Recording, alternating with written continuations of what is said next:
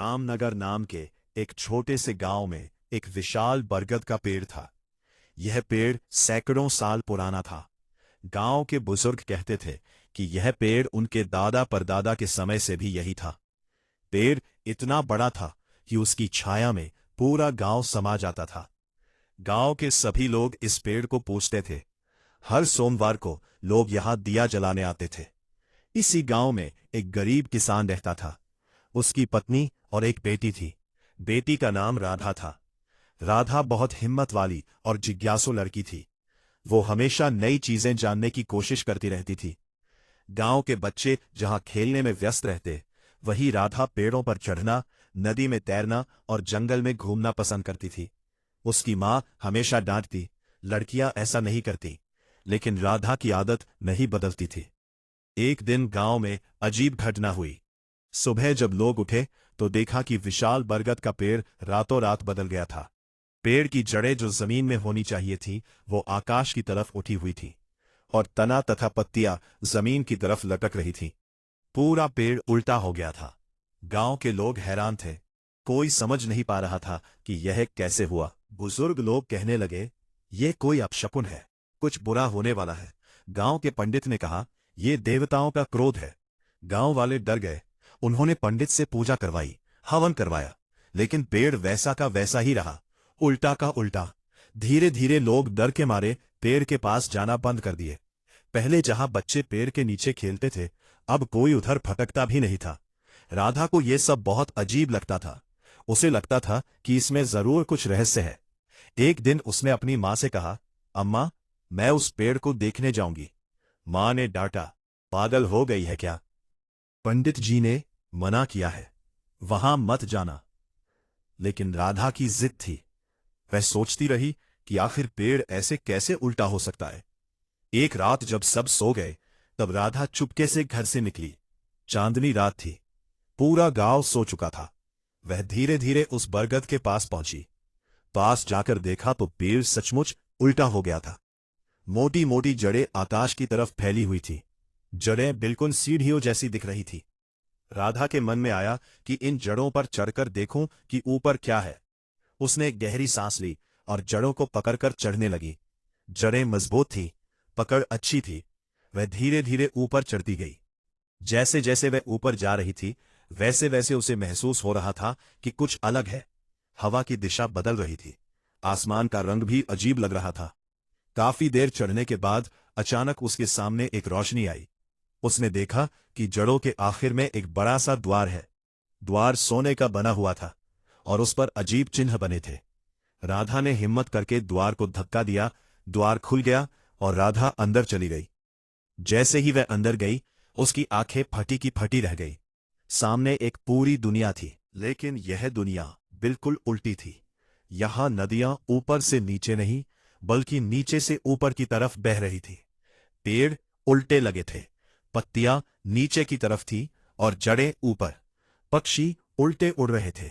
सूरज नहीं, बल्कि एक नीली रोशनी थी जो सब कुछ रोशन कर रही थी। राधा हैरान थी। वो धीरे धीरे आगे बढ़ी। थोड़ी दूर चलने पर उसे एक विशाल महल दिखाई दिया। महल भी उल्टा बना था, नींव ऊपर और छत नीचे। महल की दीवारों पर हीरे जवाहरात जड़े थे जो चमक रहे थे। महल के सामने दो विशाल द्वार थे। द्वार खुद ब खुद खुल गए जैसे ही राधा पास आई। अंदर एक बड़ा दरबार था। दरबार के बीच में एक सिंहासन था और उस पर एक रानी बैठी थी। रानी बहुत खूबसूरत थी, लेकिन उसकी आंखों में एक अजीब चमक थी। वो मुस्कुराई और बोली, तो आखिरकार कोई आ ही गया। सैकड़ों साल बाद कोई धरती का इंसान यहां आया है। राधा डर गई। उसने कांपती आवाज में पूछा, आप कौन है? यह जगह क्या है? रानी ने कहा, मैं इस उल्टी दुनिया की रानी हूं। लोग मुझे यक्षिणी भी कहते हैं। यह पाताल लोक है, लेकिन वो पाताल लोक नहीं जो जमीन के नीचे होता है। यह आकाश का पाताल लोक है। यहां सब कुछ उल्टा है। यहां दिन को रात होती है और रात को दिन। यहां खुशी से लोग रोते हैं और दुख में हंसते हैं। यहां सच झूठ होता है और झूठ सच। राधा ने पूछा, लेकिन मैं यहां कैसे पहुंची? यक्षिणी बोली, वो बरगद का पेड़ इस दुनिया और तुम्हारी दुनिया को जोड़ता है। हर साल में एक बार पेड़ उल्टा होता है, तब कोई इंसान यहां आ सकता है, लेकिन आने की हिम्मत बहुत कम लोगों में होती है। तुम पहली लड़की हो जो यहां आई हो। राधा ने पूछा, अब मैं वापस कैसे जाऊंगी? यक्षिणी ने कहा, वापस जाना चाहती हो? इतनी जल्दी? मैंने तो सोचा था तुम यहां कुछ दिन रुकोगी। खैर, तुम वापस जा सकती हो, लेकिन मैं तुम्हें 3 वरदान दूंगी क्योंकि तुम बहादुर हो। तुमने डर के मारे यहां आने से मना नहीं किया। राधा की आंखें चमक उठी। उसने पूछा, कौन से वरदान? यक्षिणी बोली, रुको पहले, मैं तुम्हें बताती हूं। हर वरदान के साथ एक खतरा भी जुड़ा है। अगर तुमने गलत इस्तेमाल किया तो वरदान श्राप बन जाएगा। यक्षिणी ने अपना हाथ उठाया। उसकी उंगलियों से 3 रोशनियां निकली। पहली रोशनी लाल थी, दूसरी हरी और तीसरी नीली। रोशनियां राधा के चारों ओर घूमने लगी। यक्षिणी ने कहा, सुनो ध्यान से। पहला वरदान है अदृश्य होने की शक्ति। तुम जब चाहो अदृश्य हो सकती हो। कोई तुम्हें नहीं देख पाएगा। लेकिन खतरा यह है कि अगर तुमने इस शक्ति का इस्तेमाल किसी को धोखा देने के लिए किया या किसी का बुरा करने के लिए किया, तो तुम हमेशा के लिए अदृश्य हो जाओगी। कोई तुम्हें फिर कभी नहीं देख पाएगा, तुम्हारे अपने माता पिता भी नहीं।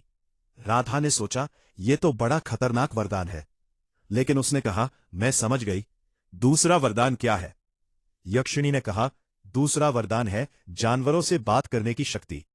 तुम किसी भी जानवर से बात कर सकोगी, पक्षी, चींटी, सांप, कोई भी। वे तुम्हें अपनी भाषा में जवाब देंगे और तुम समझ पाओगी। लेकिन खतरा यह है कि अगर तुमने किसी जानवर को तकलीफ दी, किसी को मारा या किसी के साथ बुरा किया, तो तुम खुद एक जानवर बन जाओगी और तुम्हारी अपनी भाषा भूल जाओगी। सिर्फ जानवरों की भाषा बोल पाओगी। राधा को यह सुनकर डर लगा। उसने पूछा, और तीसरा वरदान? यक्षिणी ने कहा, तीसरा वरदान सबसे शक्तिशाली है। तुम्हारे पास समय को थोड़ा पीछे ले जाने की शक्ति होगी। अगर कोई गलती हो जाए, कोई बुरा काम हो जाए, तो तुम समय को 5 मिनट पीछे ले जा सकती हो। लेकिन यह शक्ति तुम सिर्फ 3 बार इस्तेमाल कर सकती हो। 3 से ज्यादा बार इस्तेमाल किया तो खुद तुम्हारा समय रुक जाएगा। तुम उसी पल में हमेशा के लिए फंस जाओगी। ना आगे बढ़ोगी ना पीछे, बस उसी एक पल में जीती रहोगी। राधा सोच में पड़ गई। तीनों वरदान बहुत अच्छे थे, लेकिन तीनों में बड़ा खतरा भी था। यक्षिणी ने कहा, तुम्हें फैसला करना है, वरदान चाहिए या नहीं। अगर नहीं चाहिए तो मैं तुम्हें वैसे ही वापस भेज दूंगी। कोई जबरदस्ती नहीं है। राधा ने हिम्मत की। उसने कहा, मुझे वरदान चाहिए, लेकिन मैं वचन देती हूं कि इनका गलत इस्तेमाल नहीं करूंगी। यक्षिणी मुस्कुराई।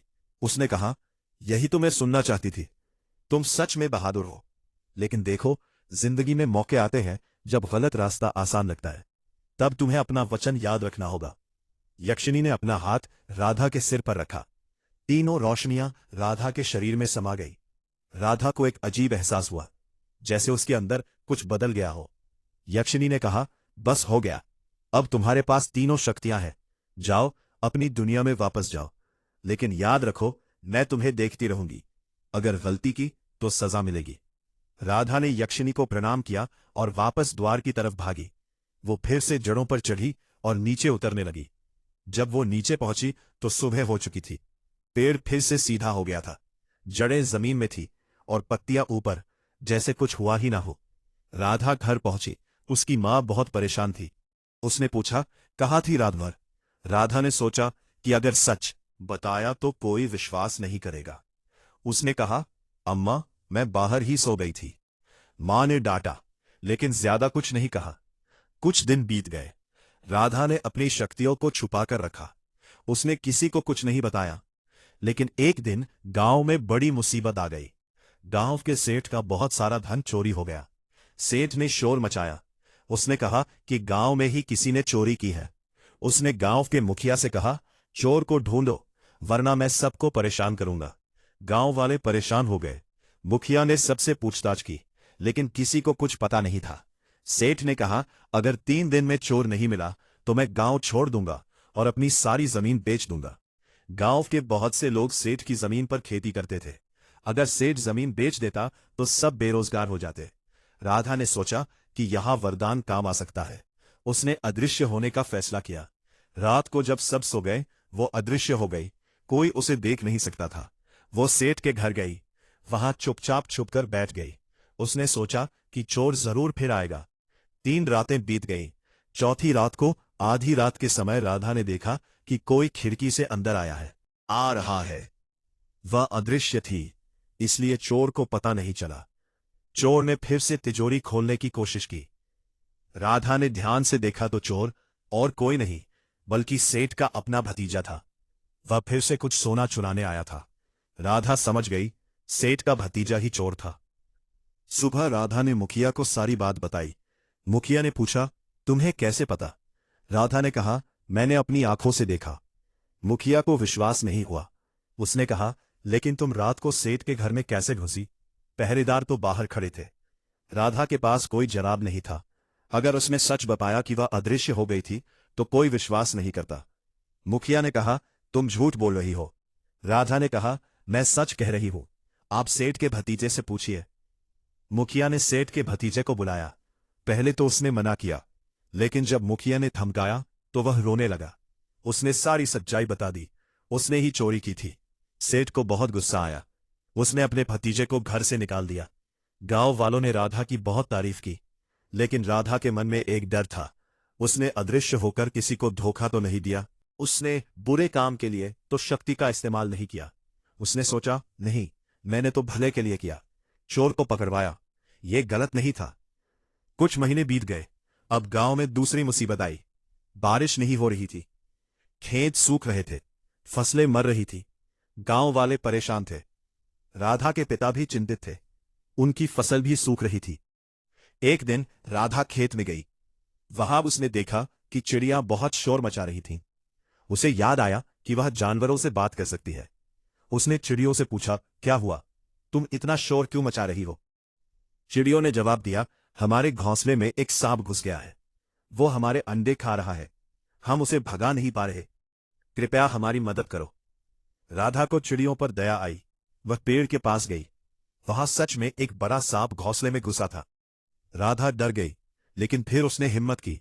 उसने सांप से कहा, तुम यहां से चले जाओ। ये चिड़ियों का घर है। सांप ने कहा, मुझे भूख लगी है, मुझे खाना चाहिए। राधा ने कहा, लेकिन छोटे अंडे मत खाओ, ये तो अभी बच्चे बनेंगे। सांप ने कहा, तो मैं क्या खाऊं? राधा ने कहा, तुम्हें चूहे या मेंढक नहीं मिले? सांप ने कहा, इस सूखे में कुछ नहीं मिल रहा। राधा समझ गई, सूखे की वजह से जानवरों को भी खाना नहीं मिल रहा। उसने सांप से कहा, ठीक है, तुम मेरे साथ आओ, मैं तुम्हें दूध दूंगी। सांप खुश हो गया। वो राधा के पीछे पीछे चल दिया। राधा घर ले जा रही थी सांप को। रास्ते में गांव वालों ने देखा। वे चीखने लगे, सांप आ रहा है, मारो मारो। लोग डंडे लेकर आने लगे।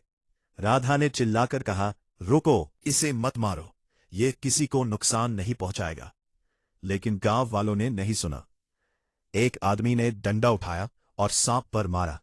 सांप घायल हो गया। राधा को बहुत गुस्सा आया।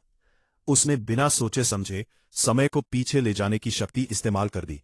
अचानक सब कुछ रुक गया। फिर सब कुछ उल्टा चलने लगा। 5 मिनट पीछे चला गया। अब राधा फिर से उसी जगह पर थी जहां वो सांप को लेकर चल रही थी। लेकिन अभी गांव वाले नहीं आए थे। राधा ने जल्दी से सांप से कहा, तुम जंगल में चले जाओ, यहां मत आओ, लोग तुम्हें मार देंगे। सांप समझ गया। वो जंगल की तरफ चला गया और चिड़ियों के अंडे भी बच गए, क्योंकि राधा ने सांप को पहले ही भगा दिया था। राधा को अपनी शक्ति पर गर्व हुआ। उसने सोचा, कितना अच्छा है ये वरदान। लेकिन उसे यक्षिणी की चेतावनी याद आई, सिर्फ 3 बार इस्तेमाल कर सकती हूं। एक बार तो इस्तेमाल हो गया, अब सिर्फ 2 बार बचे हैं। अब गांव में सूखे की समस्या और बढ़ गई। पानी की बहुत किल्लत हो गई। गांव का कुआं भी सूखने लगा। लोग परेशान थे। राधा के पिता ने कहा, अगर बारिश नहीं हुई तो हम बर्बाद हो जाएंगे। हमारे पास खाने को कुछ नहीं बचेगा। अपने परिवार की चिंता हुई। उसने सोचा कि क्या करूं। तभी उसे एक आइडिया आया। वो जानवरों से बात कर सकती है। क्यों ना कौवे से पूछे कि पानी कहाँ है। उसने कौवे को बुलाया। कौवे आए। राधा ने पूछा, तुम लोग तो दूर दूर तक उड़ते हो, बताओ कहाँ पानी है? कौवे ने कहा, यहां से 10 कोस दूर एक नदी है, वहां अभी भी पानी है। लेकिन रास्ता बहुत कठिन है, घना जंगल है। राधा ने गांव के मुखिया को बताया। मुखिया ने पूछा, तुम्हें कैसे पता? राधा ने कहा, मैंने कौवे से पूछा। सब लोग हंसने लगे। मुखिया ने कहा, क्या बकवास कर रही हो? कौवे कैसे बताएंगे? राधा को बुरा लगा, लेकिन उसने कहा, मुझे विश्वास है, आप लोग मेरे साथ चलिए, मैं रास्ता दिखाऊंगी। मुखिया ने कहा, अगर तुम झूठ बोल रही हो तो बहुत बुरा होगा। राधा ने कहा, मैं झूठ नहीं बोल रही। गांव के 10 लोग राधा के साथ चले। राधा कौवे से रास्ता पूछती जाती थी, कौवे उसे रास्ता बताते जाते थे। 10 कोस चलने के बाद सच में एक नदी मिली। नदी में पानी था। गांव वाले हैरान रह गए। मुखिया ने पूछा, तुम्हें सच में रास्ता कैसे पता चला? राधा ने कहा, मैंने कहा था ना, कौवे ने बताया। अब तो विश्वास करो। गांव वाले हैरान थे, लेकिन अब उन्हें मानना पड़ा। गांव वालों ने उस नदी से पानी लाना शुरू किया। फसलें फिर से हरी होने लगी। गांव में खुशी छा गई। सबने राधा की बहुत तारीफ की। राधा की मां को भी गर्व हुआ, लेकिन राधा के मन में एक डर बैठ गया। लोग अब उससे सवाल पूछने लगे थे। कोई कहता, मुझे बताओ, कल बारिश होगी क्या? कोई कहता, मेरी भैंस भाग गई है, ढूंढ दो। राधा परेशान हो गई। उसे लगा कि उसकी शक्तियों का गलत फायदा उठाया जा रहा है। एक दिन गांव के सेठ ने राधा को बुलाया। उसने कहा, तुम जानवरों से बात कर सकती हो ना? मेरी तिजोरी की चाबी कहीं गिर गई है। चूहों से पूछो कि उन्होंने देखी क्या? राधा को गुस्सा आया। उसने कहा, यह शक्ति मुझे अपने फायदे के लिए नहीं मिली है। मैं आपकी चाबी नहीं ढूंढूंगी। सेठ को गुस्सा आ गया। उसने कहा, तुम मना कर रही हो? मैं तुम्हें पैसे दूंगा, बहुत सारे पैसे। राधा ने कहा, मुझे पैसे नहीं चाहिए, मैं ये काम नहीं करूंगी। सेठ बहुत नाराज हुआ। उसने धमकी दी कि वो राधा के पिता को परेशान करेगा। राधा डर गई। उसके पिता सेठ की जमीन पर खेती करते थे। उस रात राधा को नींद नहीं आई। वो सोचती रही कि क्या करे। सुबह सेठ ने राधा के पिता को बुलाया। उसने कहा, तुम्हारी बेटी बहुत घमंडी हो गई है। वो मेरी मदद नहीं करना चाहती। अगर उसने मेरी चाबी नहीं ढूंढी तो मैं तुम्हें अपनी जमीन से निकाल दूंगा। राधा के पिता को बहुत बुरा लगा। उन्होंने राधा से कहा, बेटी, जरा सेठ की मदद कर दो, नहीं तो हम बेघर हो जाएंगे। राधा के सामने मुश्किल आ गई। एक तरफ यक्षिणी की चेतावनी थी कि शक्ति का गलत इस्तेमाल मत करो। दूसरी तरफ पिता की मजबूरी थी। राधा ने सोचा कि क्या चाबी ढूंढना गलत है? शायद नहीं। उसने सेठ के घर जाने का फैसला किया। वहां उसने चूहों को बुलाया। चूहे आए। राधा ने पूछा, क्या तुमने कोई चाबी देखी है? चूहों ने कहा, हां, हमने एक चाबी देखी थी। वो सेठ के बिस्तर के नीचे गिरी है। राधा ने सेठ को बताया। सेठ ने बिस्तर के नीचे देखा तो सच में चाबी मिल गई। सेठ बहुत खुश हुआ। उसने राधा को इनाम दिया। राधा के पिता को भी राहत मिली। लेकिन उस रात एक अजीब बात हुई। राधा जब सो रही थी तो उसे एक सपना आया। सपने में यक्षिणी आई। वह बहुत गुस्से में थी। उसने कहा, राधा, तुमने क्या किया? तुमने अपनी शक्ति का इस्तेमाल किसी सेठ की चाबी ढूंढने में किया। ये शक्ति तुम्हें इसलिए नहीं मिली थी, तुमने वचन तोड़ा। राधा डर गई। उसने कहा, लेकिन मैंने तो कोई बुरा काम नहीं किया, मैंने तो सिर्फ चाबी ढूंढी। यक्षिणी ने कहा, तुमने शक्ति का इस्तेमाल अपने फायदे के लिए किया, अपने पिता को बचाने के लिए। यह गलत है। शक्ति दूसरों की भलाई के लिए है, न कि अपने फायदे के लिए। राधा को अपनी गलती का एहसास हुआ। उसने कहा, मुझे माफ कर दो, मैं दोबारा ऐसी गलती नहीं करूंगी। यक्षिणी ने कहा, यह आखिरी चेतावनी है, अगली बार कोई माफी नहीं, सीधे सजा मिलेगी। राधा की नींद खुल गई। वो पसीने से भीगी हुई थी। उसे बहुत डर लग रहा था। उसने फैसला किया कि अब वो अपनी शक्तियों का बहुत सोच समझकर इस्तेमाल करेगी। कुछ दिन बाद गांव में बड़ी मुसीबत आई। एक बाघ जंगल से गांव में आने लगा। वो रात को आता और मवेशियों को मार देता। गांव वाले बहुत डर गए। किसी की हिम्मत नहीं हो रही थी कि रात को बाहर निकले। एक रात बाघ ने राधा के पड़ोसी की गाय को मार दिया। पड़ोसी बहुत रोया। वो गरीब आदमी था। गाय ही उसकी कमाई का जरिया थी। राधा को बहुत बुरा लगा। उसने सोचा कि बाघ से बात करनी चाहिए। अगली रात राधा अदृश्य हो गई होकर जंगल में गई। वहां उसे बाघ मिल गया। बाघ बहुत बड़ा और डरावना था। राधा डर गई, लेकिन उसने हिम्मत की। उसने बाघ से पूछा, तुम गांव में क्यों आते हो? बाघ ने जवाब दिया, मैं बूढ़ा हो गया हूं, अब तेज नहीं दौड़ सकता। जंगल में हिरण और खरगोश बहुत तेज है, मैं उन्हें पकड़ नहीं पाता, इसलिए गांव के मवेशी मारता हूं। वे बंधे होते हैं, आसानी से शिकार हो जाते हैं। राधा को बाघ पर दया आई। उसने कहा, लेकिन तुम गरीबों के जानवर मार रहे हो, उनकी रोजी रोटी छीन रहे हो। बाघ ने कहा, मुझे भी तो पेट भरना है, मैं क्या करूं? राधा सोच में पड़ गई। उसे एक आइडिया आया। उसने कहा, मैं तुम्हारे लिए जंगल से खाना ढूंढूंगी, तुम गांव में मत आओ। बाघ राजी हो गया। अगले दिन से राधा चिड़ियों और गिलहरियों की मदद से बाघ के लिए शिकार ढूंढने लगी। चिड़िया बताती थीं कि कहाँ कौन सा जानवर है। राधा बाघ को वहां ले जाती, बाघ शिकार कर लेता। इस तरह बाघ को खाना मिलने लगा और गांव के मवेशी भी बच गए। गांव वालों ने देखा कि बाघ अब गांव में नहीं आ रहा। सबको राहत मिली। राधा खुश थी कि उसने अपनी शक्ति का सही इस्तेमाल किया। लेकिन एक दिन बहुत बड़ी मुसीबत आ गई। राधा की छोटी बहन एक पेड़ से गिर गई। उसे बहुत चोट लगी। वैद्य बुलाया गया। वैद्य ने कहा, बहुत गहरी चोट है, बच्ची बच नहीं पाएगी। राधा की मां रोने लगी। पिता भी बहुत दुखी हुए। राधा के सामने उसकी बहन तड़प रही थी। राधा से नहीं रहा गया। उसने सोचा कि समय को पीछे ले जाऊं। जब बहन पेड़ पर चढ़ रही थी तब का समय, मैं उसे रोक दूंगी। लेकिन फिर उसे याद आया कि उसने पहले भी एक बार यह शक्ति इस्तेमाल की थी। अब सिर्फ 2 बार बची है। अगर यहां इस्तेमाल की तो एक और बचेगी।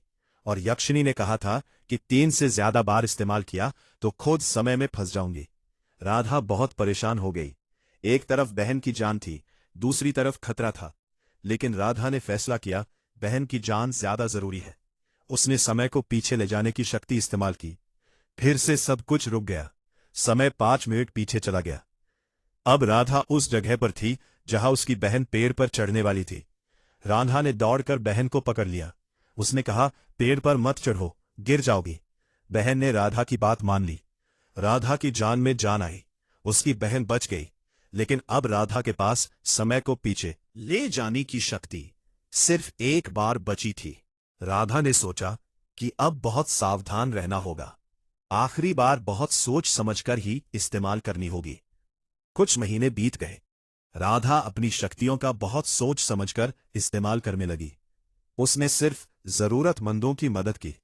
किसी गरीब की भैंस खो जाती तो वो जानवरों से पूछकर ढूंढ देती। किसी को रास्ता नहीं मिलता तो चिड़ियों से पूछकर बता देती।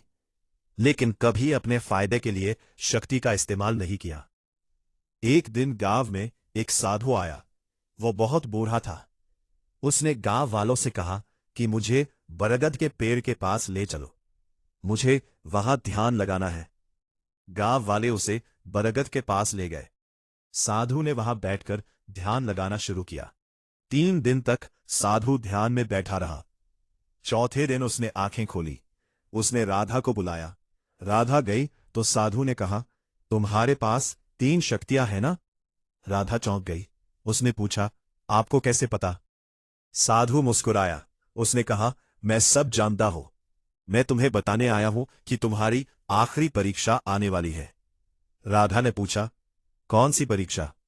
साधु ने कहा, जल्द ही तुम्हारे सामने ऐसा वक्त आएगा जब तुम्हें अपनी तीनों शक्तियों में से एक चुननी होगी। बाकी 2 हमेशा के लिए खो जाएंगी। तुम्हें फैसला करना होगा कि कौन सी शक्ति सबसे जरूरी है। इतना कहकर साधु गायब हो गया। राधा हैरान रह गई। उसे समझ नहीं आया कि साधु का क्या मतलब था। लेकिन उसने इस बात को दिल में रख लिया। कुछ ही दिनों बाद वो वक्त आ गया। गांव में भयंकर आग लग गई।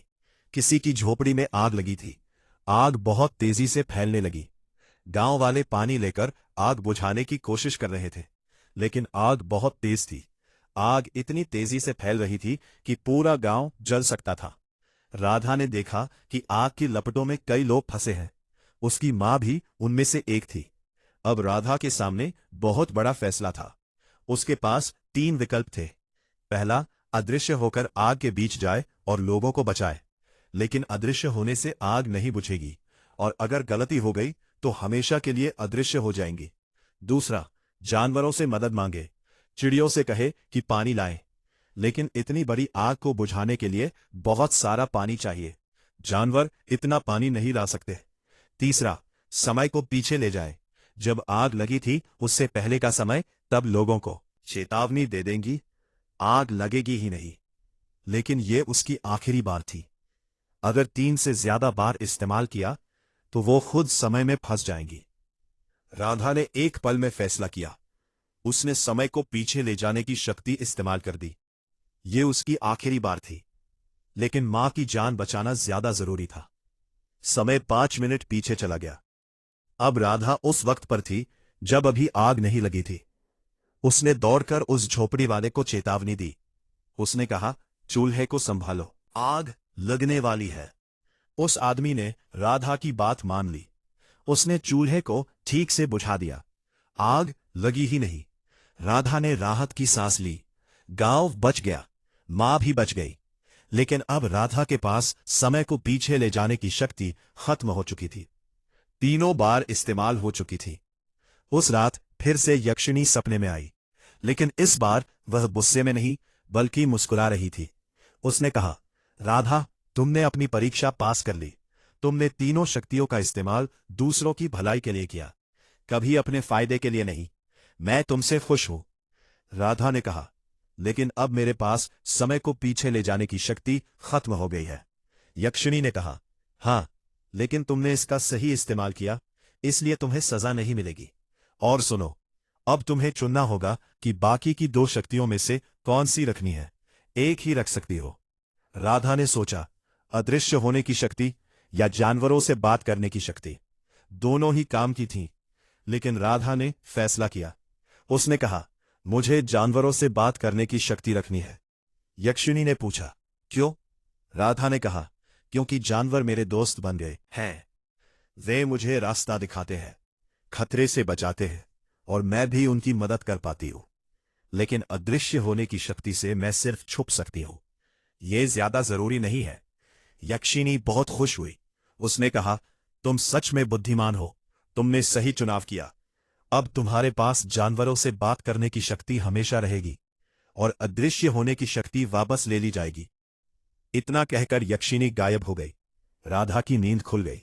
उसने महसूस किया कि अब वो अदृश्य नहीं हो सकती, लेकिन जानवरों की आवाजें अभी भी सुन सकती है। अगले दिन से राधा ने अपनी शक्ति का इस्तेमाल गांव की भलाई के लिए करना जारी रखा।